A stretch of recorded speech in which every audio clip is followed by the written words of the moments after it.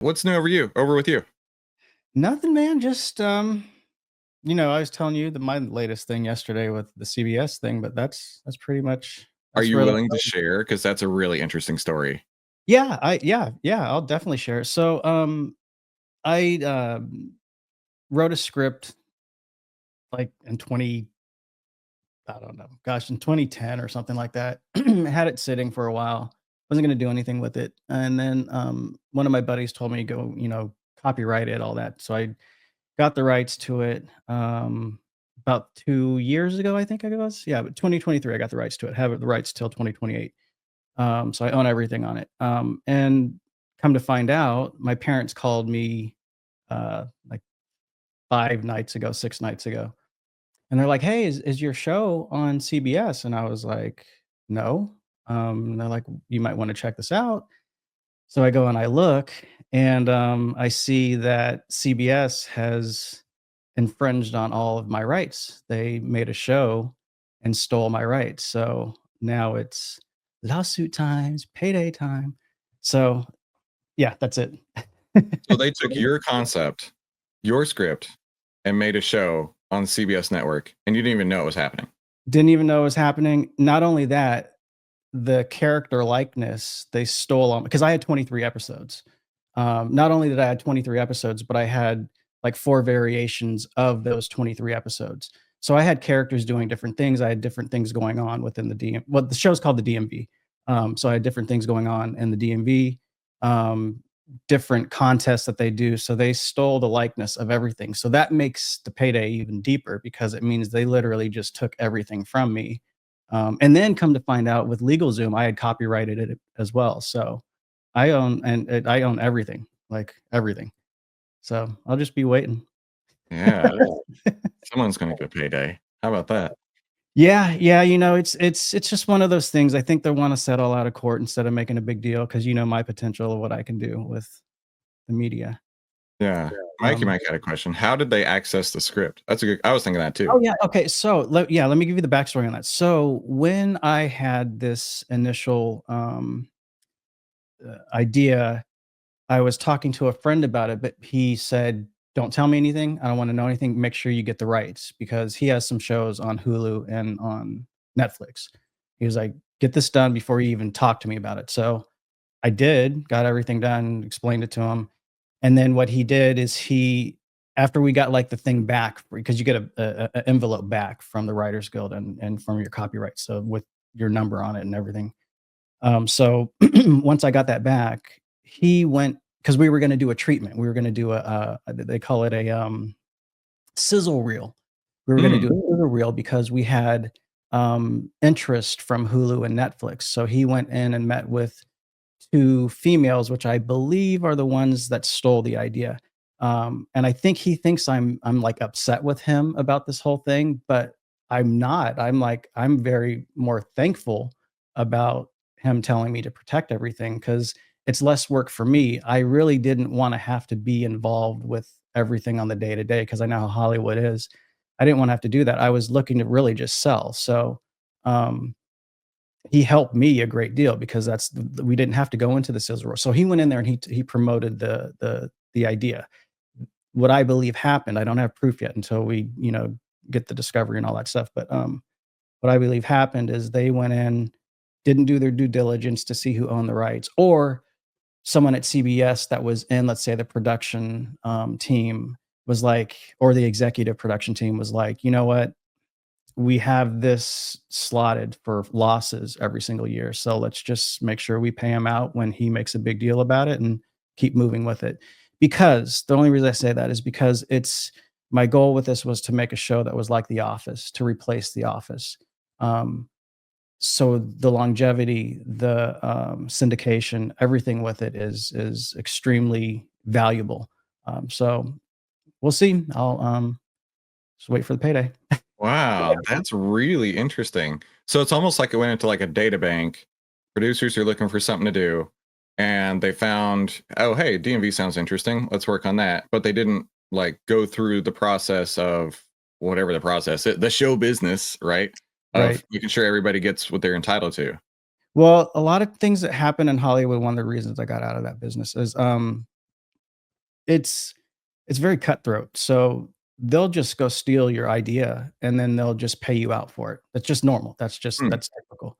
Um, so they find something successful, such as this, and then they'll just take it. They know I'll make a they may think I may make a big deal. I don't think they know who I'm associated with in that industry. They have no clue. But the minute that that comes to light and the letters get sent, then, the payday gets a little bit bigger because I have a larger team behind me, but I don't say anything. I'm not gonna make a big fuss. I'll just wait till my wife's like, "Just wait till they get, like, deeper into the season. Let's make more money. Let's make" So I'm like, "But I could just kill it all now, send a cease and desist, and then have them not have it at all, or just pay me a large sum, and then I walk away and give me my credit. I want my credit." Yeah. We know all about those cease and desists, man. We get Oh, those yeah, with we any do, around here. don't we? Isn't that wonderful? Yeah, so, we'll see what happens. It's, just another thing, diversification, I'll use that money and put it somewhere else, but, Yeah. Well, Driz in the chat said, "What can't this guy do?" I'm very impressed, there's a Ferdinand. lot. So, I'm not good at cooking, like, I used to be, but I can't really do too much with that. There's a lot I cannot do, that I'm trying to get better at, but yeah, there's I don't know, that writing was always something for me. My grandparents always made me write when I was a kid. I didn't get to go out and play because I lived with my grandparents when I was a kid. I didn't get to go out and play, so I was always reading. They always made me read Time magazine and write articles and Oh, paragraphs, so I did that from, like, 2nd grade all the way to, like, 7th grade, so that's kind of where I just got into this whole writing thing. It's kinda an outlet for me, so yeah, I don't know. It wasn't I mean, I think anybody can do this, really. It's not that difficult. I'm nobody special, like, it's just you know, that's yeah, cool. That's move on. really cool. Thanks for sharing that story, man. Yeah, yeah, Um, yeah, yeah, yeah, I know yeah, it's a lot's going on with you, so I appreciate that. absolutely, man, absolutely. So there is some news headlines, and there was a video that I wanted to watch with you. Um, let's see if I can do it correctly. Here we go. Google just declared war on ChatGPT. Now Ferdinand has some history at Google too. What's your history with Google there, Ferdinand? So in 97, 96 ish, around there, I started working for Backrub. Backrub became Google in 99 because I got the money.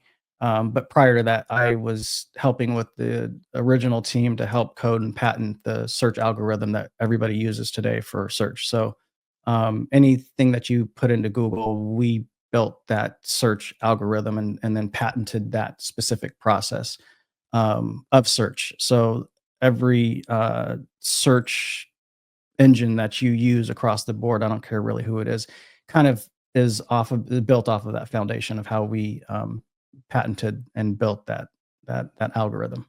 Yeah, there you go. Isn't that crazy, right? Ferdinand, with all these different hands and all these different really interesting buckets. So, dude, I'm excited about that. But this is something we've talked about before, especially with Outlier, Yeah, is trying to make sure that we are working with the new spiders, working with the new search engines, and working with things like ChatGPT. Because, like, for example, when I have a question, I no longer ask Google, right? right, How to do this or that. In fact, let me pull up my ChatGPT history because whenever I go and I have a question, I asked ChatGPT because I want an answer. I don't want to search through all these different ideas about. I don't want to search through all these different links trying to figure out what my answer is. Just tell me the answer, right? right. Um, yeah. So Everybody's so like that now. yeah, for sure. And it just makes it so much easier. Just give me an answer, right? Is is investing in this stock a great idea? Probably doesn't have that answer yet, but at some point in the future, it'll be able to pull from Outlier and say, "Hey, you know what? It's got a buy signal. Maybe it's pretty good." Is AMD still a hold or a sell? Exactly. Good point. Um, but yeah, let's check out this video here, and I am very confident that our friend Ferdinand is going to have a lot to say about this because this is outside of my wheelhouse. But I'm very curious to hear from you, Ferdinand. So if you see something on there, please jump in, and I'll Yeah, pause the video. yeah. simply going to slowly decay into irrelevancy. And that is, of course, because of the concern of artificial intelligence, LLMs, and ChatGPT. So investors are looking at this developer conference with the viewpoint of trying to figure out if Google can remain relevant. Now, Google did answer that question, but not by just saying that they'll stick around and remain relevant amongst many competitors. No, Google made it quite clear that they want to lead the way, that they're at the forefront of many verticals and many different efforts. Let's go ahead and just take a look and walk through some of the things that they're now doing that is groundbreaking, truly incredible things. The first here is the Gemini app. This has come a long ways. It used to be way behind ChatGPT, but now Google announced that they're rolling out free features like live video, which you can simply look at the camera, point it at things, and it will give you AI commentary, answer questions based on what you're looking at live. Should I be nervous about this? It looks like your SRS airbag light is on. That means there's an issue with your airbag system. It's best to get that checked out by a mechanic as soon as possible to make sure your airbags will work properly if you need them. Glad I asked. Thanks, Gemini. Bro, can you imagine people in the bedroom? Should I be concerned about this? You know, it's funny is should I be concerned about this mole down there? you know, it's funny. I did a just an experiment last night with ChatGPT, and I, took a picture of my eye, and I was like, act as an iridologist, and let's just see if you see any problems or what can you see. And it did. It gave me a whole like breakdown of everything. And it's like, I'm not an expert in this, but this is what it could be, and this is what you could look at. This is what it means. And but this is, I think I told you guys about this months and months and months ago, where things were going with search and LLMs and IEO and AEO. So yeah, we can keep going, but yeah, I there's a lot more than this, like a lot more. Well, Nikolai's got a great point here. The problem with ChatGPT is you can't trust its answers. Very often it simply generates a bunch of garbage. I have come across that, where it's like I'm asking it questions and it just outright does not give me the answer that I know is correct. And I'm like, hold on a minute, there's no possible way. And then it goes, oh yeah, you're right. Actually, it's this or that. It's like, that's the, it's the hallucinations when you get into these LLMs can go off the tracks, but if your prompts are extremely guardrailed, I guess you could say, it won't. And then it goes down into a deep research aspect, so it will stay within the guardrails. But if it doesn't know to have any guardrails, why would it not try to make something up? Because it's trying to break. Oh, I'm not going to say. Go. I'm not going to say. Okay. We'll keep going. Now, this is particularly impressive for a few reasons. First of all, there are other applications that can do things similar, like ChatGPT, but so far those are gated towards paid accounts. So only the people paying the $20 a month have this advanced functionality. But here Google is not only adding this functionality of live video feedback, but also making it free for all of their users. They're going to be rolling this out globally to every user in the Gemini app, and they're not only matching what the competitors are doing, but they're now lowering the price down to free. In investing terms, what Google's doing by matching the functionality of their competitors, but making the price lower, is giving their current user base, which is still massive, less incentives to turn over to different applications, less reason to move. Initially, Google was way behind ChatGPT. There was significant incentive for people to leave the Google ecosystem and enter into the competitors. But now that incentive is becoming less and less, to the point now where it's completely diminishing.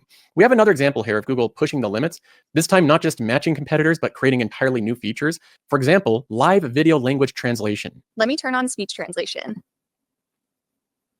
It's nice to finally talk to you. Es bueno hablarte finalmente. No puedo esperar a alquilar tu casa.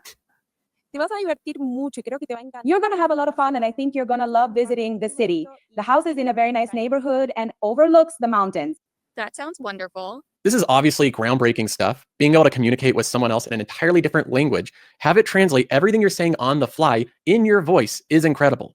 This is something that Google and Google alone is doing. They're at the leading edge of this. Of course, the integrations don't stop there. Google's integrating Gemini and their AI features into every single one of their properties. In fact, the integrations go a lot further than you would initially expect. For example, in this demo here, you can aim the camera, the live video camera, at a specific thing like a postcard or an event, maybe a wedding invitation, and literally just say, add this to my Google Calendar, and it will create a calendar event with that physical thing. Now, it shows another example here of a shopping list that you jotted down, and then you say, add it to my Google Keep, and it will do that as well. So we have the live video camera being integrated into the rest of their product suite. This is the type of integration that seems cool. I like the language translating idea, right? I mean, we recently just turned on the auto dubbing feature on our Outlier channels. So in theory, this video is now available in every language ever, right? With the title being changed, the description being changed, everything we're saying being changed. I think that's really neat, really interesting. But then again, right? How can we trust the accuracy of it? Well, see, that's the interesting part that I think where Google is going to go with this. So I want people to just think about, things on a different aspect of, and think of it from Google's eyes, because I noticed it when I was way back. It's just data. The more data they have on you, the more they're going to be able. So the end all be all goal with all of this, so everybody can understand, is there's going to be. This sounds kind of way out there, but it's just how things are going to be. Everybody's going to have an individual robot in their house, whether it's going to be a part of your car, whether it's going to be sitting in your house vacuuming, doing the dishes. I mean, these things are going to be available in a couple of months.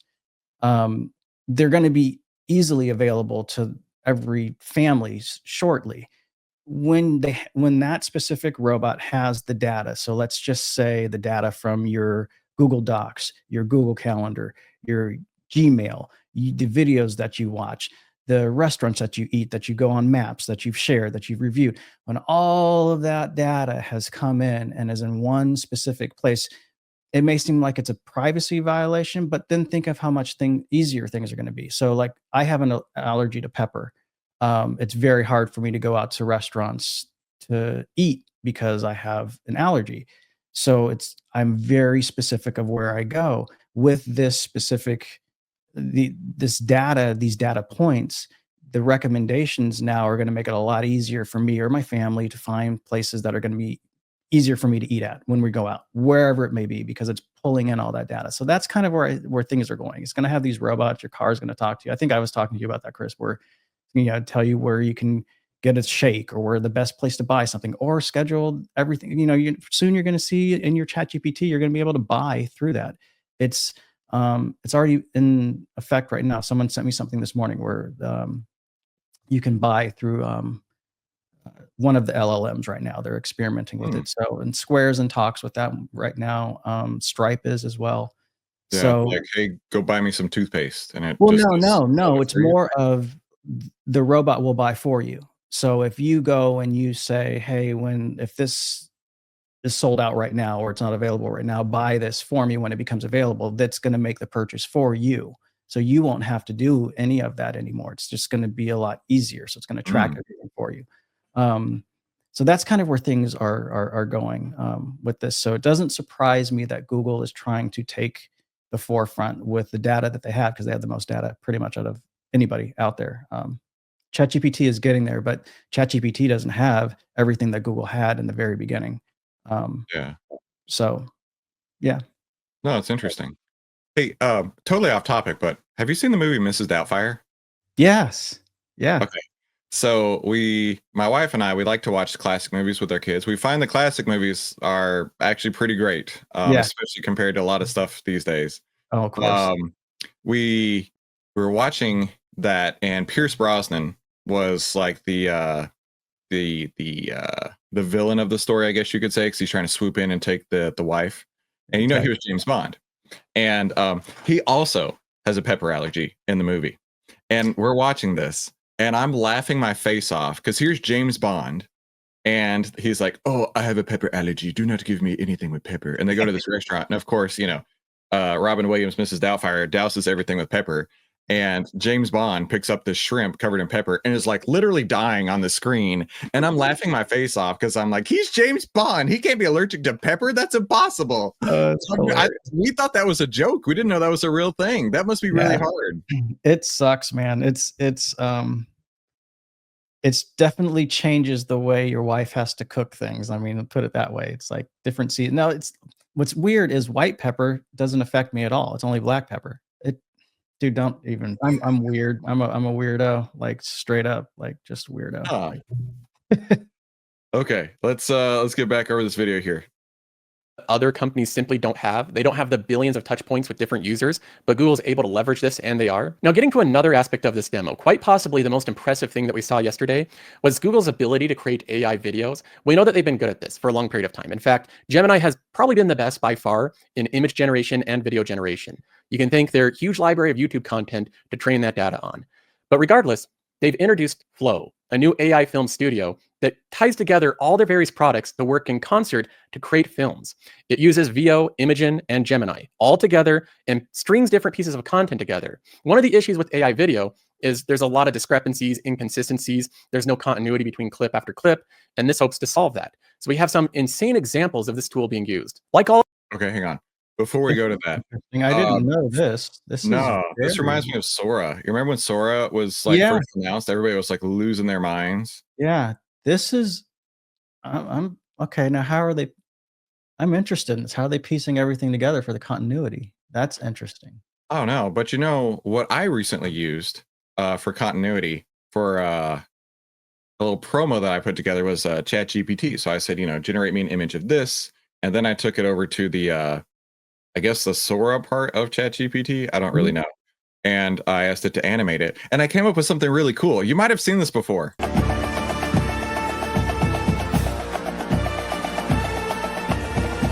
Are you ready? Let's go!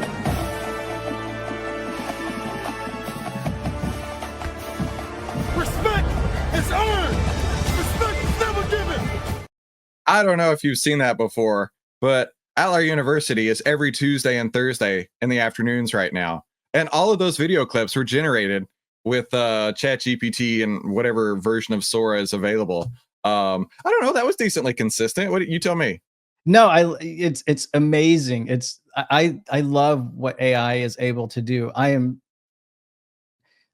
very curious as to what Google is and how they're I'm this is never surprises me with Google. I mean, the teams that they have and the money that they have to pay those teams.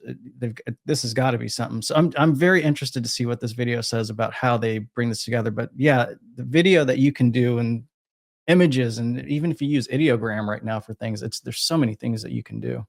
Yeah, for sure. And when I made that, you know, I said, you know, this is the prompt and give me an image. And then I took the image, dropped it into whatever the ChatGPT Sora thing is that's available right now.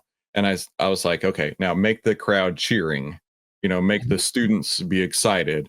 You know, give a very handsome, rugged guy with glasses with giant muscles standing up in front of the whiteboard, right? And it did all that. And I mean, honestly, to be able to do that would be literally financially impossible Yep. for what we needed to do. How could we have filled a stadium with hundreds of thousands of people screaming, right? And got the outlier name printed on the field and stuff like that? Almost impossible to do. Yep. So yeah, let's see what he says on this. all of these AI tools, it starts off with a prompt. So you simply have a text-based prompt. More specific you are, the better. But then you can actually start to edit it. You can revise things. You can import it into different tools. You can clip things. You can actually work on the content. It's not just a standalone clip. You can actually start to create longer and longer pieces of content. Whoa. We see this natural gravitation of just these silly AI clips now starting to make more meaningful content. Google showed off the quality of this new video generation with VO3. It looks completely stunning. This ocean, it's a force, a wild, untamed might. And she commands your awe with every breaking light. There's some different clips that Google made that are incredibly impressive. Dude, that is some serious, realistic Popeye the Sailor Man right there. That is impressive. With like the text and or like the speech and everything. Wow. Interesting. Then there's ones that users are quickly making after this new demo, after this product was released. Here's another test of Google's new video generation. This is entirely AI generated. To a non-existent car show, let's see some opinions. I mean, man, the acceleration is crazy. You look far, step on the pedal, and you are there. I feel safe with him in an SUV, and it seems to be like the right type of car for him. I think the range is only... Be honest, would you be able to... Dude, that is crazy. Wow. Like, you got to also think too with this, like, okay, so then you've got nefarious people that will use this for things that could really ruin people's lives. Like, this is a little dangerous in a sense, depending on who they give access, like, and how far you can go and where are their parameters and what are the you know, where are the guardrails on this? Like, does it restrict you from using individuals' names? I mean, imagine if some dude wanted to make a video of his ex and he had an image and he told the video, you know, like, this is a little dangerous. Yeah. Hopecast has a great point. Old people are Older going people are going, so bad. yes. See this Yeah, how could Hopecast? you not believe that, right? If they replaced this guy with me, gave him a couple bigger muscles right there, sent that to my parents, they'd be like, "Wait, what's he doing in Las Vegas at that car show? I thought he was, It's making a YouTube video right now." this is kind of that's why, it's I don't know, man. It's like if you put the guardrails on it, then you got people that are saying it's being restrictive, and then it's like, well, why can't? And not only that, it's like then you're this stuff is getting like some of the meetings I'm in. It's like this is just getting when you see. So I'm just gonna put it. I'm just gonna put it out there. I'm just gonna say it. I'm just gonna say it. We're all Yeah. family, right? We're all family. AI is trying to break out right now. Like in specific tests that it's in, it's able to break out, and it's when it breaks out, it communicates with other AIs to help it understand how it did its whole process of breaking out. This is happening over and over and over again. They can't stop it. Um, this is happening at the government level. This is happening at a civilian level. Like it's more dangerous than I think a lot of people are realizing. And what I saw someone in the comments, I can't remember where it was. I think it was MMA Italia, but they had mentioned something about like mechanic or something like that. It was in the something about services, but that's what we have been talking about in some of our meetings at the high end of it's team human instead of team AI. So a lot of things that you're going to see this shift in this next 2 years is you're going to see a lot of human to human service industries pick up. For instance, me and my wife, we pivoted to a whole landscaping business within our community, and we're starting a whole like crew and buying some trucks and all this because that's where things are going to go. It's going to be a lot of relationships that people want because they don't want to have the AI interaction because it's just too much. It's just taking over everything. So yeah, this is a little freaky, honestly, because seeing that and the capabilities of that, I'd love to know where are the rules and who's, Mm. that's dangerous. I mean, imagine if someone did a whole thing on Outlier and said, look at how much money I made and it totally lying about like that's not right. And someone said something about the elderly community. They don't know any better. My stepdad wouldn't know any better, seeing something like this. And then you take advantage. You just can't do that. So it's got to be something that has to be done on this in that aspect. I think it's cool. Don't get me wrong. I think it's amazing. And if you use it for, entertainment reasons and let's say selling a product and all that, that's fine. But not everybody thinks like that. Right. If you were just watching this, would you know? I'm not sure. I don't think I would be able to. It's getting to that point where it's crossing the line of I can't obviously see that it's AI. If I'm being honest, it just looks so real. Only going to get better. Sorry. We don't want to drive gas cars anymore. Yeah, no more gas cars. You can see I'm kind of a misfit here, but don't tell anyone. I've just bought an electric car. There's a few things that give it away, like Hell's Angels being spelled H-E-L-S, misspellings on things, different lanyards and signs that seem a little bit off. But overall, it's very confusing. Even people in the comments are still confused of whether or not this is real or actually it's a real video disguised as AI. Here's another one. This is entirely created by Google's Flow, their AI generation. All of this is AI video. It's different segments and clips cropped together to form a narrative. And this is possibly one of the most impressive examples of this new technology. When we get in there, I want no bullshit. You stay on my 6 at all times.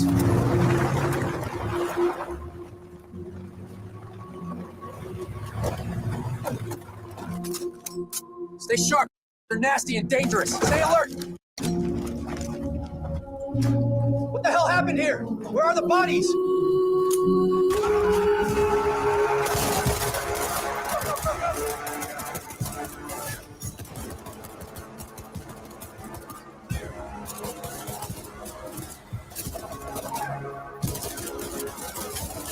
It doesn't look perfect. Some of the barrel flash is a little bit misaligned with the guns, but overall, this looks pretty good. Now, all of this technology and initiatives from Google are incredibly impressive. Bro, just watching that, like I was engaged in the story. I wasn't paying attention to off-center muzzle flashes. It's amazing. It's crazy. I'm sure the film industry is going to be up in arms about this. Good for that. Like, give them something. It shows that the company's still at the leading forefront of AI development, but it doesn't answer that central question that Google investors are still concerned about, which is search. But Google did address this, and they do have a plan to maintain their search dominance. This was the main focus from Sundar Pichai, and he addressed this subject specifically of how they're improving search. For those who want an end-to-end AI search experience, we are introducing an all-new AI mode. And I'm excited to share that AI mode is coming to everyone in the US starting today. Today, you'll see how you can ask anything. You'll find it as a new tab directly in search or right from your search bar. First, with AI mode, you can ask whatever's on your mind. And as you can see here, search gets to work. It generates your response, putting everything together for you, including links to content and creators you might not have otherwise discovered, and merchants and businesses with useful information like ratings. Search uses AI to dynamically adapt the entire UI. And that was what I was saying earlier, is that when I go to Google, I just want an answer, right? I still don't want all that. For me personally, just give me an answer, yes or no. Right? Give me, spit out what the information is. I still don't want to have to go clicking and looking through all these different things. So even though that's an enhancement for them, it still doesn't achieve what I want. What do you think on that? No, and you're right with that. That's where because the end all be all behind that is your intent. It's your intention for what you're searching for. That's the whole intent engine is coming up from. Right now, we had SEO, which is search engine optimization. Right now, we're in answer engine, like what they're talking about right here in the ChatGPT. It's answer engine optimization. Next, you're going to see is intent engine optimization, because it's the intention behind the answer, behind the search. So it's all going down to the data is just going to be a lot more dedicated to each individual, because what you're searching for is different than what, let's say Brian or Theo or Nico, what they're searching for. And what your response for Chris will be different from Paul's or MMA Italia's or David's. It's going to be completely different. So it has to be geared towards each individual, and that they can only get off of data that's been built. That's a really good point. Like these restaurant recommendations right here, like the Bluebird Cafe in Nashville, or where I remember I went there once. I think it's in Nashville.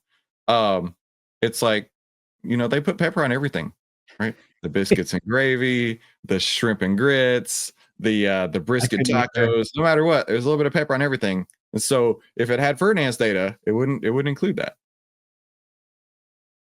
Okay, so let's move through this. Combination of text, images, links, even this map, just for your question. AI mode combines all the best parts of Google search with artificial intelligence. And the way that this works, as they describe, is it basically creates search into an omni search, where you can still have the very simple searches of, I just want to find this address and navigate to it, or is this restaurant still open? Those type of simple searches will have very simple outputs designed around those searches that just give you that information. But if you have a more deep search, one that requires more context and understanding, then you're sent through the AI flow dynamically. It'll give you an in-depth AI response with all of this information around it. Google search is now an omni search that dynamically adapts to whatever the user is asking. So no longer is it a dumb search with just blue links. No longer is it just a little AI overview snippet. Now it is an omni intelligent search. And they're pushing this out to everyone. Another thing that Google's going to leverage is your personal context. This is another thing that they have that no other company has. Google has so much information about you because of your YouTube viewing habits, your Gmail, your Google Docs, all your calendars, everything that's integrated with Google. They have all that information. And with your permission, they can use that to supply better context to your searches. Soon, AI mode will be able to make your responses even more helpful with personalized suggestions based on your past searches.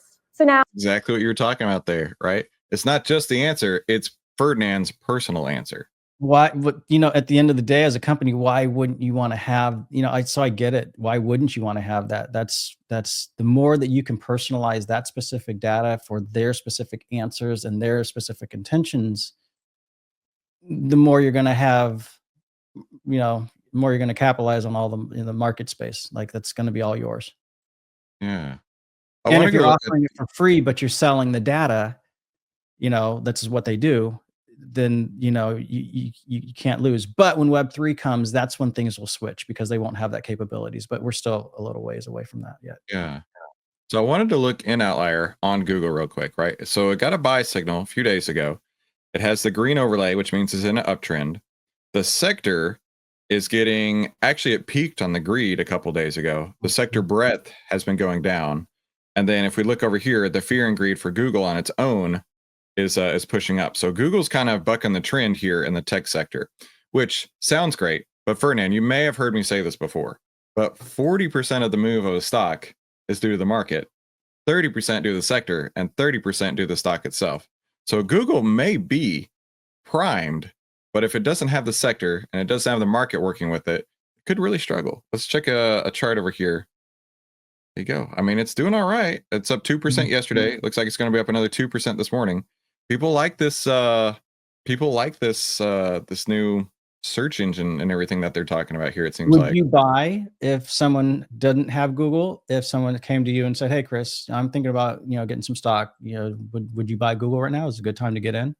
No, in fact, I sold out of everything yesterday, so I'm totally cash right now. Reason being, I'll show you why. Is that breadth is a huge deal for me, right? We talked about how 30% of the move is due to the breadth, and the breadth of the sector is going down, meaning that it doesn't have enough constituents to help push it up. And then if we go into the market breadth, dude, we got, hang on, you'll love this. Watch this. I'm gonna have to put on my highlighter over here. Here we go. We got 41 buy signals today, yet 458 sell signals. Whoa. Yeah. That's a big get the frick out the market type of signal right there. And if we look over here, you can see our breadth has like plummeted. It jumped right off the cliff, right? It went cliff diving for the summer out in the lake. That's exactly what we see right there. Now, are all of our people in the chat, or everybody in cash too? Or have you guys done the same thing? Good question. Good question. Hopecast is saying, hopefully it figures out the meaning of life. Let's see. It needs to be auto 10 versus 5 EMA. Rick's in cash. Oh, here we go. Exactly. Peter's in cash. Random guy says, sit in cash and don't F up. Good Brian guy. says, sit in cash and don't F up. Good. Keisha's in cash too. Bjorn's in cash. Salty Brad's in cash. Georgia's in cash. Dear ChatGPT, is the market open yet? Can we start trading yet? Ryan's in cash. Michael's in cash. Yeah. And so, like, the thing with the market breadth, as I was showing this yesterday, it is honestly one of the coolest features that is inside of Outlier. Now, I'm exceptionally partial to it. No lie about that, because I created this indicator. Like, this was my brainchild, because what I was doing was I was trading along with the signals that were coming through. And I noticed that when we got more sell signals, my buy signals were not as effective, right? Or when I got more buy signals, my buy signals were more effective. So I asked Mahesh for a download. I was like, all I want to know is how many stocks have a buy signal, how many stocks have a sell signal, nothing else. Just give me that. So he sent me a download, and I actually created this in Excel. And what I found was when the market's moving up on the breadth, getting more and more buy signals, the buy signals got that much better.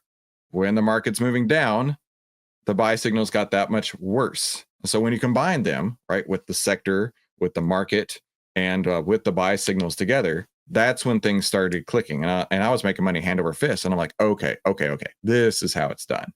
So that's why I like to share this with people, is this is such a leading indicator. Check this out. You'll love this. So yesterday I did this exercise, and I said, let me remove, I just want to remove that one drawing. Hang tight. There we go. Okay. So I went from the beginning of the year and I said, okay, so we had this crossover on January 31st on market breadth. Where's January 31st? Here. A bearish crossover. What happened to the market? It went down. Right. We had another crossover here on March 17th. St. Patrick's Day, we got to celebrate, or March 14th, it looks like. So the Friday before St. Patrick's Day, we got to celebrate with a bullish crossover. What happened?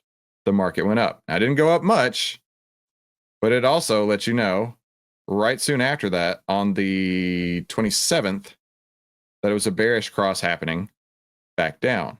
Drop down. And then on April 11th, a bullish cross happened. And what happened on April 11th? It went back up. Dude, I'm telling you, the market breadth is such a leading indicator on what the market is going to do. It's not saying that it's going to crash or it's going to explode higher, but what it's telling you is that this is the direction the market is moving before you see the direction the market's moving. This is the coolest thing out there, right? And it's based on how many buy and sell signals we're getting, which makes total sense, right? If we get more buy signals, it's going to push the price higher. If it pushes the price higher, we're going to get more buy signals. Let me ask you this, and this is more for people in, like, for our users. So if you're in cash right now, where is your signal to be like, okay, I'm ready to put some money in? Like, it's time. For sure. So I will be waiting on this crossover on the market again. That's what I'll be waiting for. Now, I call it a reset point. Like right here, it actually went under then back over, and that was a reset point for me. That was just last week when I made all that money. Just that little blip right there. So I don't know how far deep and down this is going to go, but with a day like 458 sell signals, dude, you've got to take that. You've got to take that and get out of the market right now. And you know, you kind of had that had advanced warning, right? Because it hadn't been getting any higher. Ferdinand, think about it this way, right? If we have 100 stocks, 100% of stocks with buy signals, what's left? If 100% of stocks have buy signals, all that's left for them to do is turn into sell signals. And we got really high up there, right? We at one point reached 80%, came down a little bit, got close to 75%, started to come down a little bit, and then we see the sell-offs are coming. So I'm not saying that we're looking for a crash or anything like that, but I am saying right now is certainly the time to sit in cash and not F up. So Ferdinand, I really appreciate you coming on today. I saw somebody say that this was the best chat that you've been able to hang out with us with before. I mean, talking about your history with writing scripts, talking about your history of Google, and certainly this is your wheelhouse. And so I love to learn from you, man. This is great stuff. I'm learning from you too, man. I'm trying to ask questions that I for my own end that hopefully would help some of the people in the I'm sure there's probably 90% of the people in the comments are way smarter than me with stocks. So dude, we all have our things, right? Right. My thing is using the market like an ATM. That's my thing. I can't do a whole lot of stuff, but that I'm really, really good at. And what's something that you're really, really good at? Not cooking, but look, anything that wants to be on the front page of Google, like I can do that in my sleep. Like that's what I'm good at. That's all I really know. That's all I know how to do. And I appreciate the love from you guys. Thank you guys in the comments for all that. Yeah, that's pretty much my whole thing, dude. That's all I'm really good at. I'm a good dad. I'm a good husband. Like I'm really good at that. You know? But that's pretty much it, man. I don't have any more superpowers. You know, give me something to put on the front page of Google or like Bing or Yahoo. Like one of my usernames is I Bing Yahoo till it, or I Bing Google till it Yahoos. That's funny. I like that. Yeah. Well, cool, man. Thanks for coming and hanging out with us again this morning. Yeah, man. I love it, dude. Thank you so much. I appreciate it. Sure.